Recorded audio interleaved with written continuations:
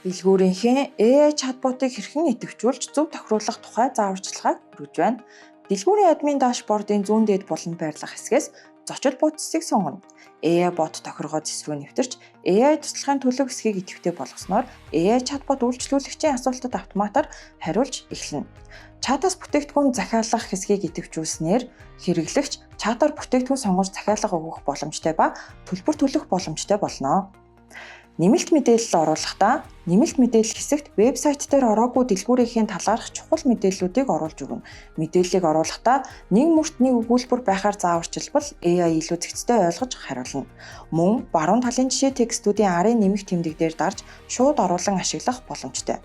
Мэдээлэл оруулсны дараа хадгалах товчийг заавал дараарай. Команд буюу харилцааны өнгө аяс тохируулахдаа команд хэсэгт AI чатбот үйлчлүүлэгчтэй хэрхэн харилцах, зан төлөв, хариултын өнгө аяс болон тусгай зааварчилгааг оруулна. Товч бөгөөд ойлгомжтой команд өгснөөр таны үйлчлүүлэгчтэй илүү мэргэжлийн түвшинд харилцах болно.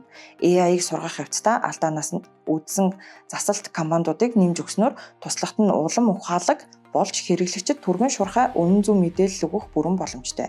Та 5000 хүртэлх хүсэгтэй команд оруулах боломжтой ба хажуугийн жишээ текстүүдээс мөн сонгоод ашиглаж болно. Тохируулж дуусаад хадгалах товчийг дарна.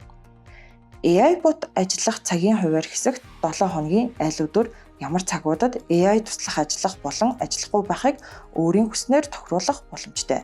Ингээд хадгалах товчийг дарснаар таны AI чатбот амжилттай идэвхжлээ. Танд амжилт хүсье.